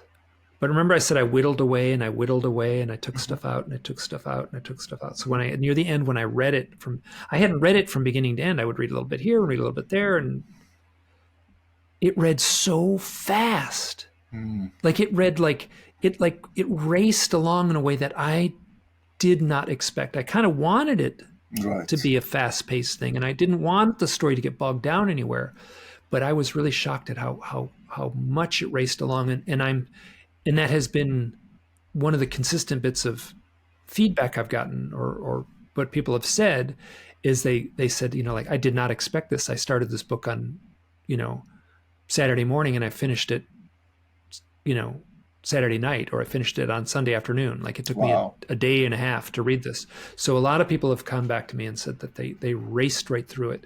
And that's exactly what I wanted to create. I didn't want to create something that was heady, or that you had to fight to work through.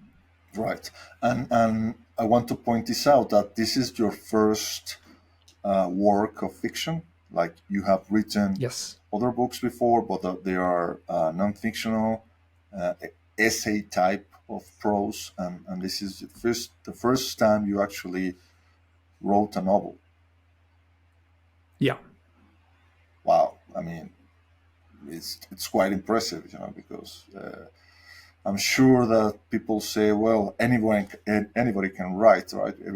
Anybody has a word processor, but there's a different thing to writing, a witty text on Twitter or on Instagram, and actually writing how many pages the book is?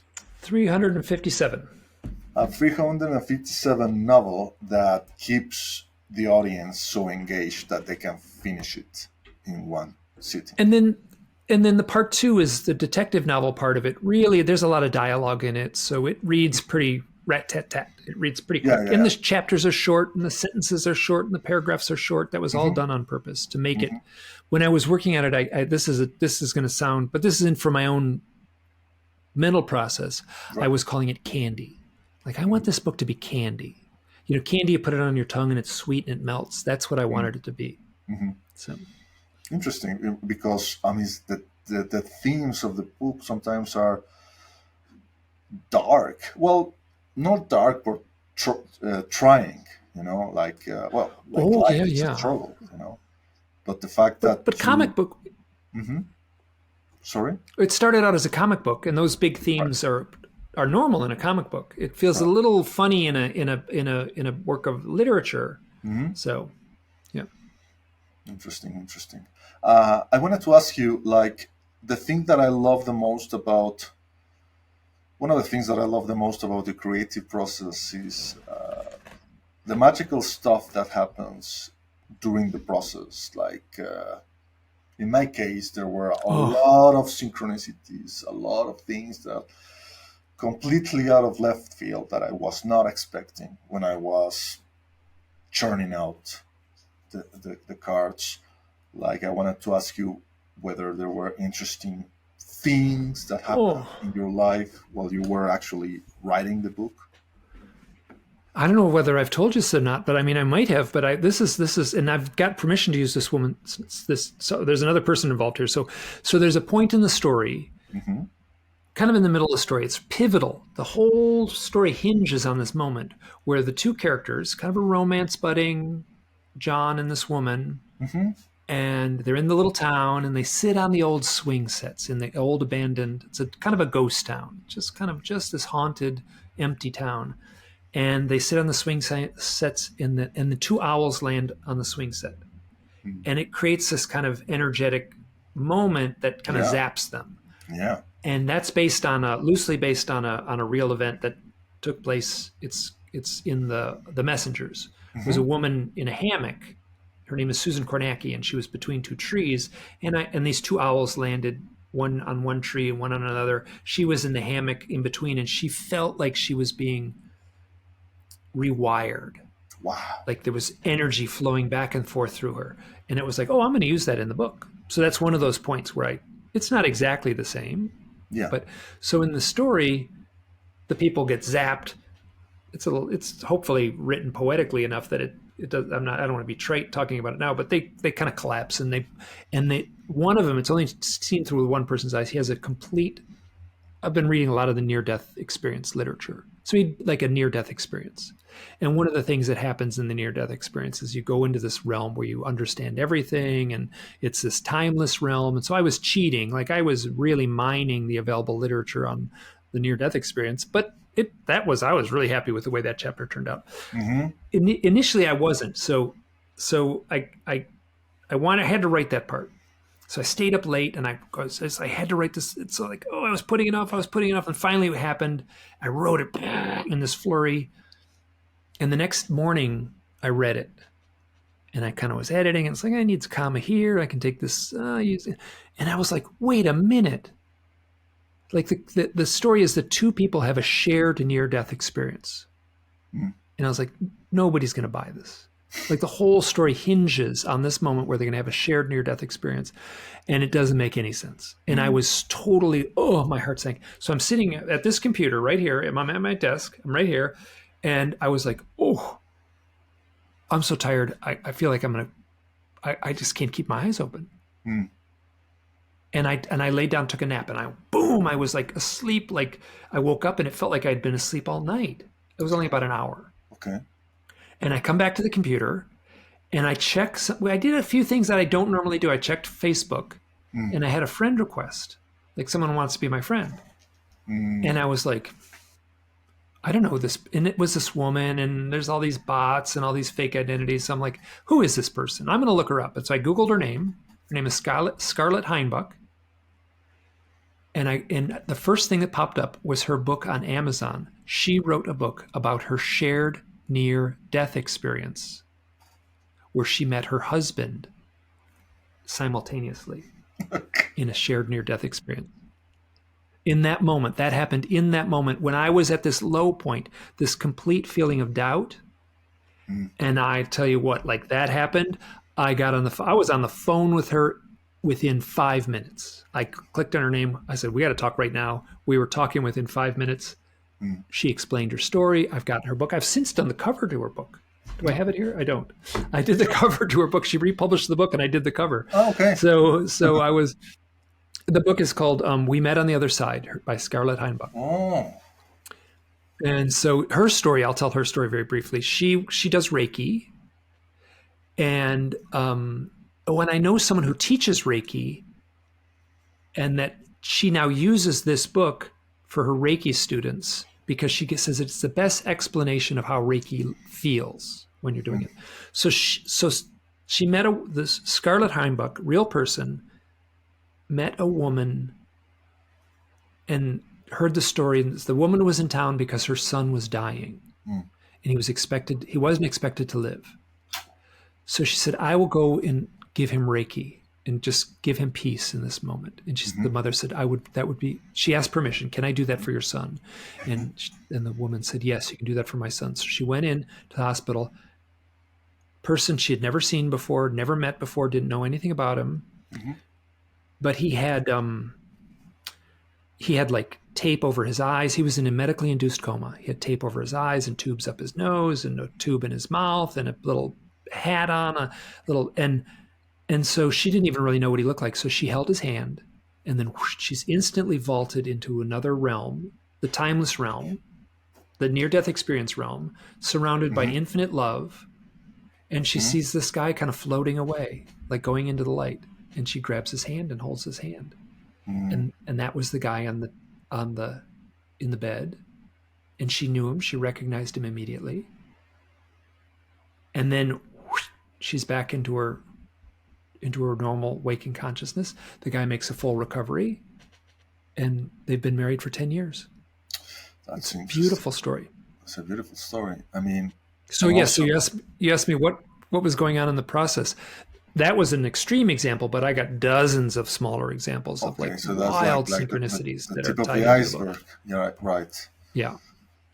Yeah, I wouldn't have expected no less from you, Mike, knowing you for so many years and what you have gone through, all these things that have knocked into your door,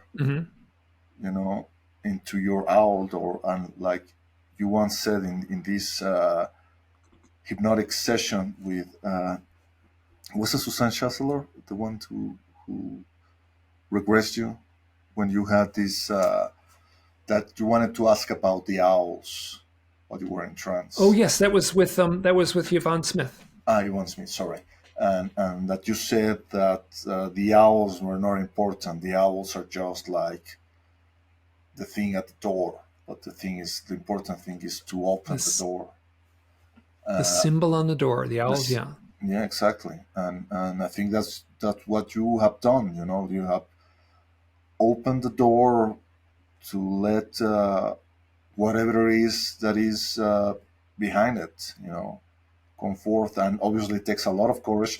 I definitely am not the kind of person who actually accepts friends requests on Facebook. I'm sorry, I'm not that kind of person. I'm more like the hermit in my tarot deck, But no, you are open to that, and probably that's the reason why the universe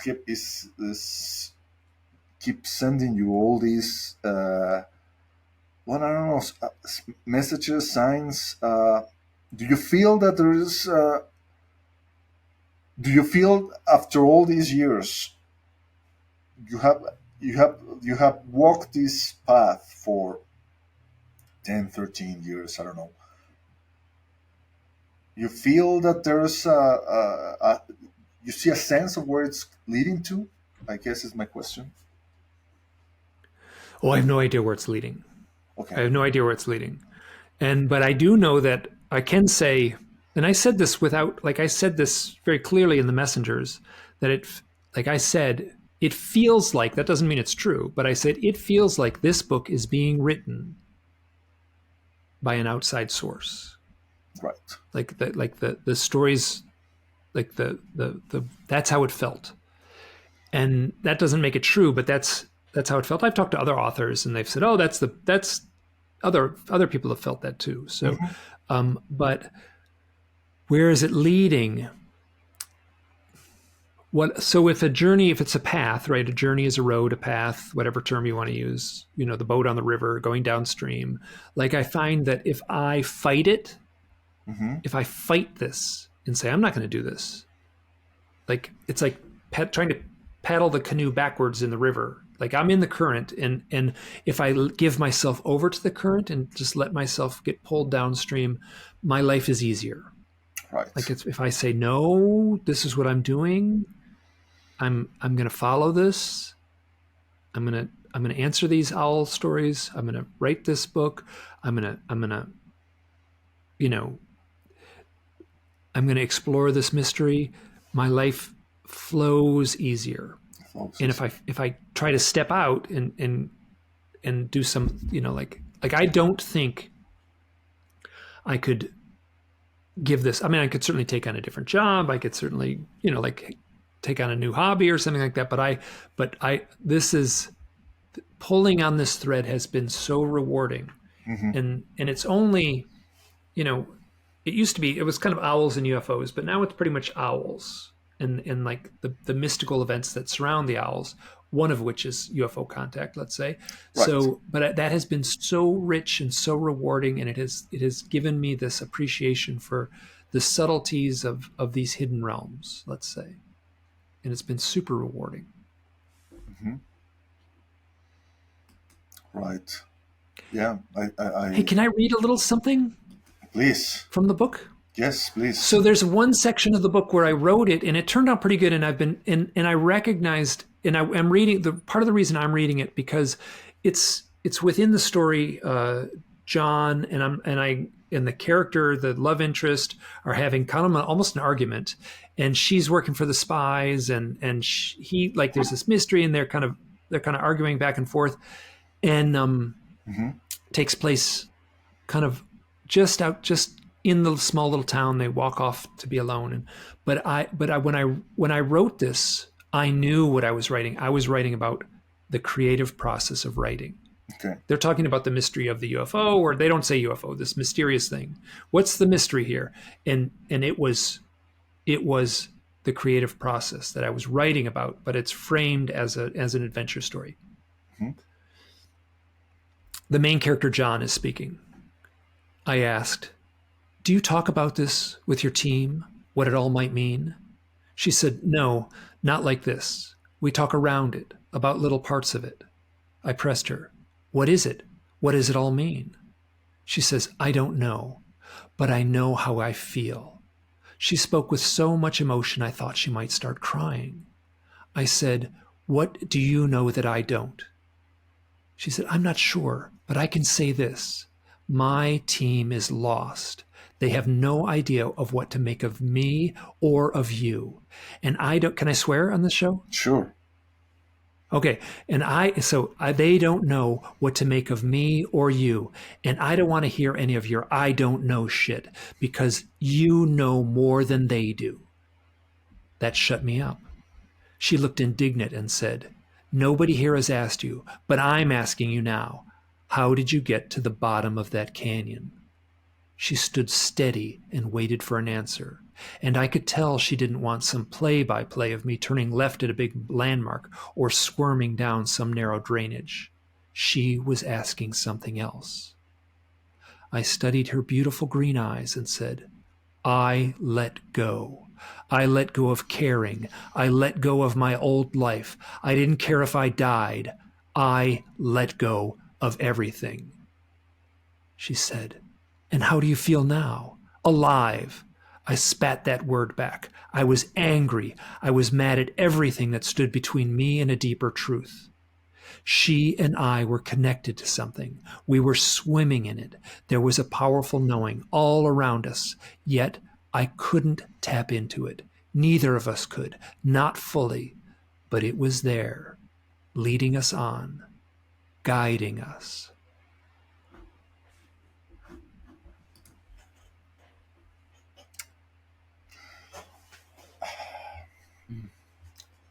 That was about writing the book. I think I can't think of no better way to finish this than right there, with that fantastic passage. Mike, thank you so much for. Oh, wow. Getting emotional here.